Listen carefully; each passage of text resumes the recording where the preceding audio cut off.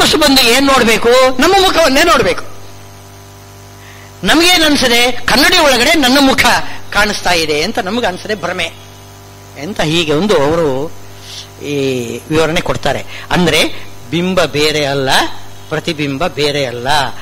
ಈ ಒಂದು ಕುಯುಕ್ತಿ ಇದನ್ನಿಟ್ಟುಕೊಂಡು ಜೀವ ಬೇರೆ ಅಲ್ಲ, ಪರಮಾತ್ಮ ಬೇರೆ ಅಲ್ಲ ಅಂತ ಅದ್ವೈತಿಗಳು ಹೇಳಿಕ್ಕೆ ತೊಡಗಿದ್ದಾರೆ. ಯಾಕೆ? ಜೀವ ಪರಮಾತ್ಮನ ಪ್ರತಿಬಿಂಬ, ಬಿಂಬ ಪ್ರತಿಬಿಂಬಗಳಿಗೆ ಭೇದ ಇಲ್ಲ. ಅಂದ್ರೆ ಜೀವ ಪರಮಾತ್ಮ ಒಂದೇ. ಇದು ತಪ್ಪು. ಇದು ಸರಿಯಲ್ಲ. ನಾವು ಕಣ್ಣಿನ ಪ್ರತಿಬಿಂಬ ಅಲ್ಲಿ ಬೀಳು, ಕಣ್ಣಿನ ಆ ಕಿರಣ ಅಲ್ಲಿ ಹೋಗಿ ವಾಪಸ್ ಬಂದಿದ್ದಲ್ಲ, ಹೊರಗಿನ ಬೆಳಕು ಅಲ್ಲಿ ಬಿದ್ದು ಪ್ರತಿಫಲನವಾಗಿ ನಮ್ಮ ಮುಖಕ್ಕೆ ಬಂದಿತ್ತೇ ಹೊರತು ನಮ್ಮ ಕಣ್ಣಿನ ಆ ಕಿರಣ ಅಲ್ಲಿ ಹೋಗಿ ವಾಪಸ್ ಬರಲಿಲ್ಲ. ಒಂದು ವೇಳೆ ಹಾಗೆ ಬರುವುದಾಗಿದ್ರೆ ಹತ್ತಿರದಲ್ಲಿದ್ದವರಿಗೆ ಯಾಕೆ ಪ್ರತಿಬಿಂಬ ಕಾಣುತ್ತದೆ? ಅದು ನೋಡಿ ಹೇಳಿ.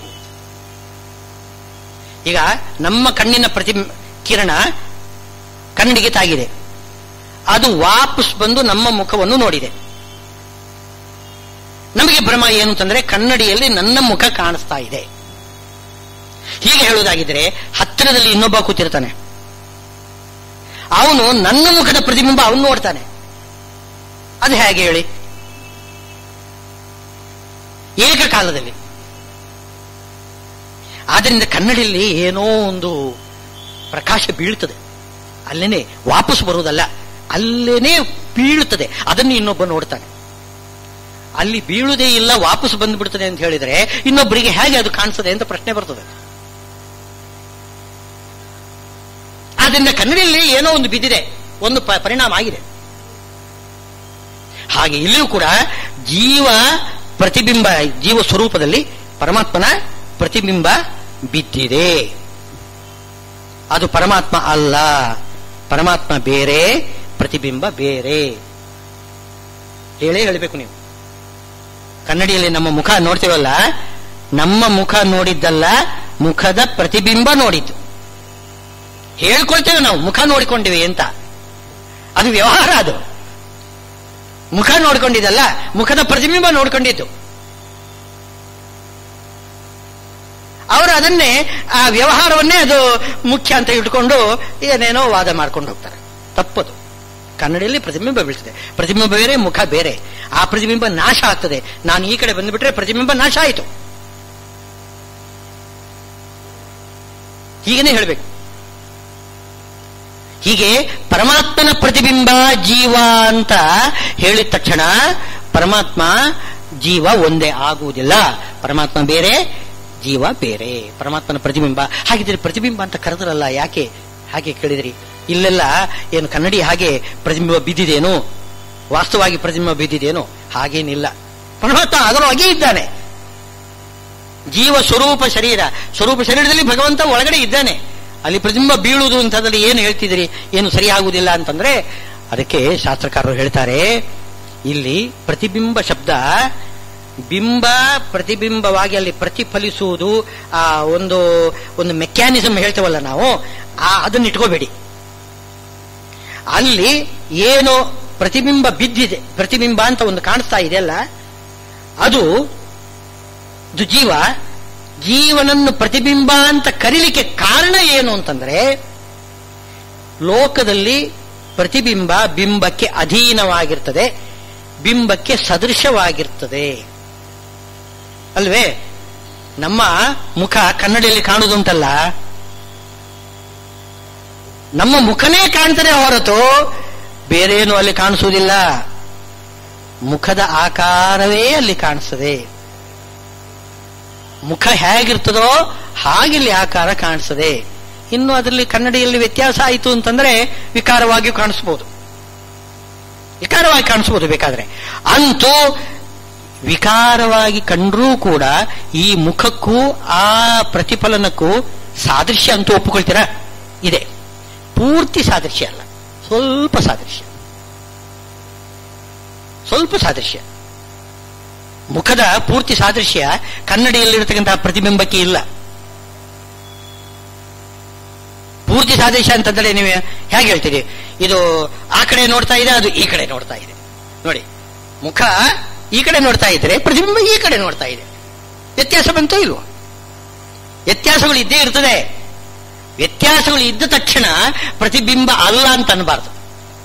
ಪ್ರತಿಬಿಂಬ ಅಂತ ಅನ್ನೋದು ಕೆಲವು ಅಂಶದಲ್ಲಿ ಸಾದೃಶ್ಯ ಇದೆ ಮತ್ತು ಅಲ್ಲಿ ಮುಖಕ್ಕೆ ಅಧೀನವಾಗಿದೆ. ಮುಖ ಅಲ್ಲಿ ನಿಂತುಕೊಂಡ್ರೆ ಪ್ರತಿಬಿಂಬ ಬೀಳ್ತದೆ, ಮುಖ ಈಚೆ ಹೋದರೆ ಪ್ರತಿಬಿಂಬ ಬೀಳುವುದಿಲ್ಲ. ಹಾಗಿದ್ರೆ ಮುಖಕ್ಕೂ ಆ ಪ್ರತಿಬಿಂಬಕ್ಕೂ ಏನೋ ಅಧೀನತ್ವ ಇದೆ. ಮುಖಕ್ಕೆ ಅಧೀನವಾಗಿದೆ ಪ್ರತಿಬಿಂಬ, ಮುಖಕ್ಕೆ ಸದೃಶವಾಗಿದೆ. ಹಾಗಿದ್ರೆ ಪರಮಾತ್ಮ ಅಧೀನ, ಪರಮಾತ್ಮನಿಗೆ ಸದೃಶ ಜೀವ. ಇದಕ್ಕೆ ಪರಮಾತ್ಮನ ಪ್ರತಿಬಿಂಬ ಅಂತ ಅನ್ನೋದು. ಪರಮಾತ್ಮನ ಅಧೀನ ಯಾಕೆ ಅಂತಂದ್ರೆ ಪರಮಾತ್ಮ ಆ ಜೀವ ಇರುವುದೇ ಪರಮಾತ್ಮನ ಇಚ್ಛಾಪೂರ್ವಕವಾಗಿ ಬಂದಿರ್ತದೆ. ಆದ್ದರಿಂದ ಪರಮಾತ್ಮನಿಗೆ ಅಧೀನ, ಪೂರ್ತಿ ಸರ್ವಾತ್ಮನ ಅಧೀನ, ಎಲ್ಲಾ ವಿಷಯದಲ್ಲೂ ಅಧೀನ. ಇನ್ನು ಅವನಲ್ಲಿರ್ತಕ್ಕಂತಹ ಗುಣಗಳು ವ್ಯಕ್ತವಾಗಬೇಕಾಗಿದ್ರು ಪರಮಾತ್ಮನ ಅಧೀನ, ಅವನು ಇರಬೇಕಾಗಿದ್ರು ಪರಮಾತ್ಮನ ಅಧೀನ, ಎಲ್ಲವನ ಅಧೀನ. ಆದರೆ ಪರಮಾತ್ಮನ ಸಾದೃಶ್ಯ ಇದೆ. ಪರಮಾತ್ಮನ ಸಾದೃಶ್ಯ, ಪರಮಾತ್ಮ ಹೇಗೆ ಸುಂದರವಾಗಿದ್ದಾನೆ ಹಾಗೆ ಜೀವ ಸ್ವರೂಪ ಶರೀರವು ಸುಂದರವಾಗಿರ್ತದೆ. ಅದು ಸುಂದರವಾದ ಹಾವು ಆಗಿರಬಹುದು, ಸುಂದರವಾದ ಹಕ್ಕಿಯೂ ಆಗಿರಬಹುದು. ಅಂದರೆ ಹಾವಿನಲ್ಲಿ ಸುಂದರವಾದ ಹಾವು ಅಂತ ಯಾವುದಿದೆ? ಅದು ಯಾರು? ಶೇಷದೇವರು. ಹಾವುಗಳಲ್ಲೆಲ್ಲ ಅತ್ಯಂತ ಸುಂದರರಾಗಿರ್ತಕ್ಕಂಥವ್ರು ಯಾರು ಅಂದ್ರೆ ಶೇಷದೇವರು. ಸುಂದರವೇ ಪರಮಾತ್ಮ. ಅದೇ ರೀತಿಯಲ್ಲಿ ಸುಂದರ ಪರಮಾತ್ಮ ಹೇಗೆ ಸುಂದರ ಹಾವಿನ ರೂಪ ಧಾರಣೆ ಮಾಡ್ತಾನೋ ಅದೇ ರೀತಿ ಸುಂದರವಾದ ಹಾವಿನ ರೂಪ ಶೇಷದೇವರು. ಪರಮಾತ್ಮನ ಸುಂದರವಾದ ಹಕ್ಕಿಯ ರೂಪ, ಅದೇ ಹಕ್ಕಿಯ ರೂಪ, ಸುಂದರವಾದ ಹಕ್ಕಿಯ ರೂಪ ಗರುಡದೇವರು. ಹಾಗಿದ್ರೆ ಆಕಾರದಲ್ಲಿ ಸಾದೃಶ್ಯ ಇದೆ.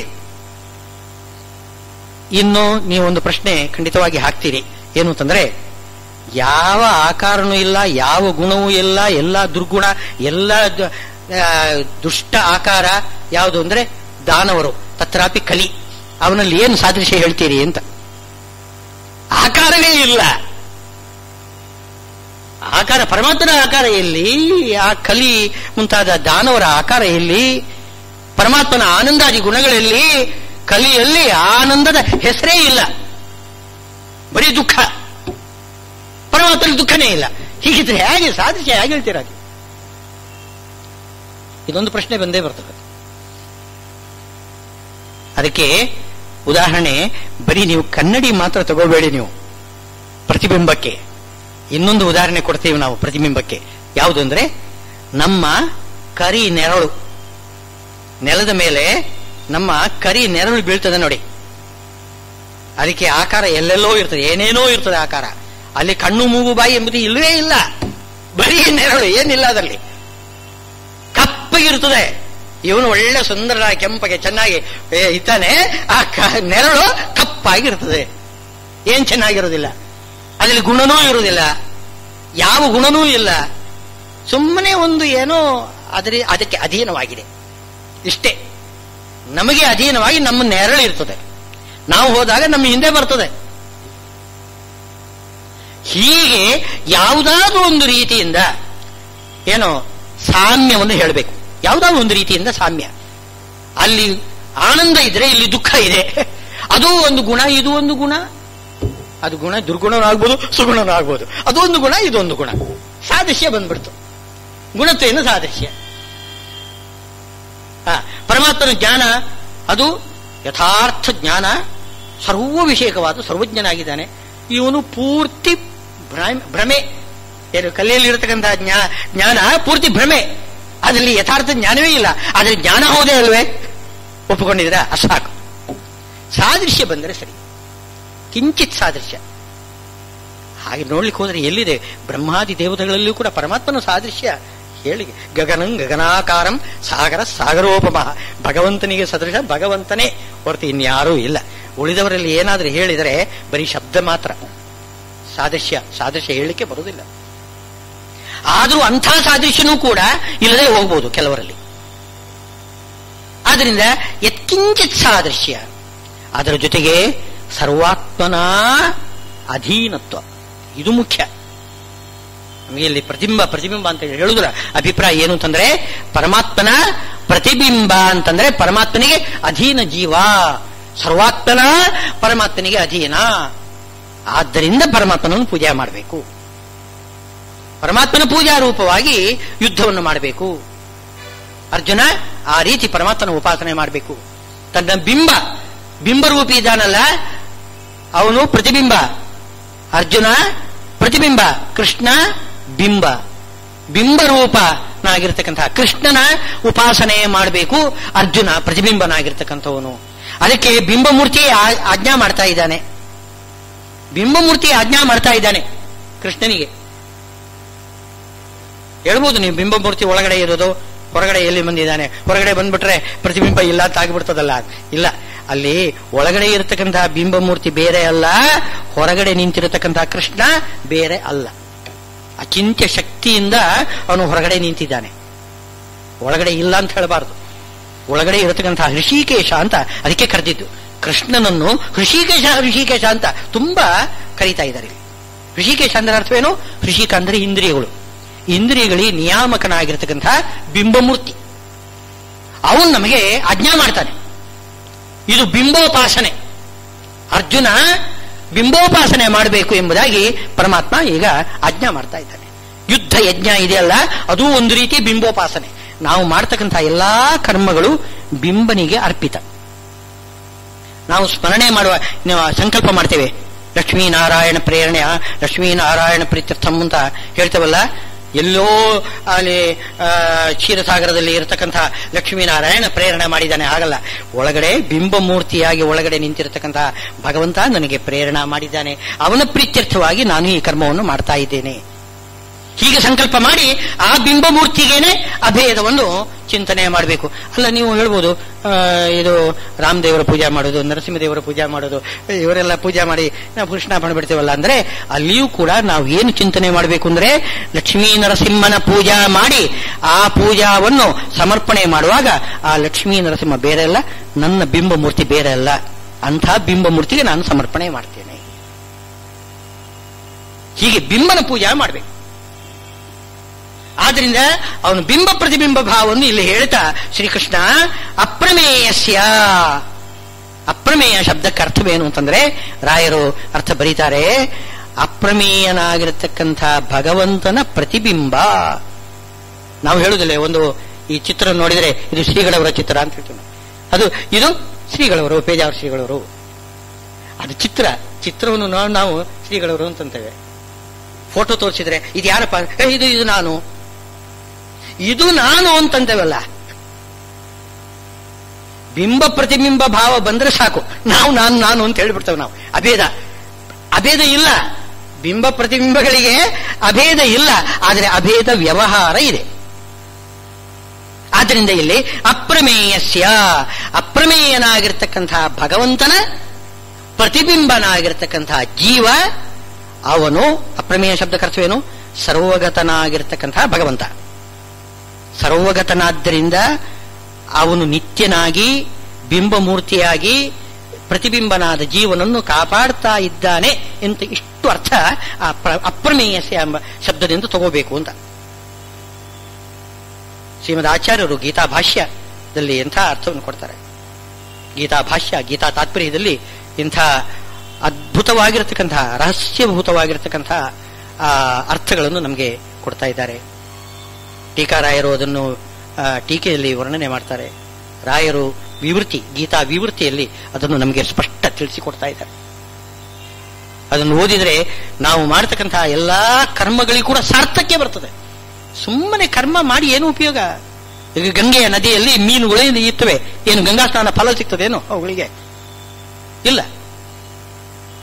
ಆ ಗಂಗಾ ಸ್ನಾನ ಭಗವಂತನಿಗೆ ಸಮರ್ಪಣೆ ಮಾಡಿದರೆ ಮಾತ್ರ ಅದರ ಫಲ, ಇಲ್ಲದೆ ಹೋದರೆ ಏನು ಬರೋದಿಲ್ಲ. ಈ ಅನುಸಂಧಾನ ಬೇಕು.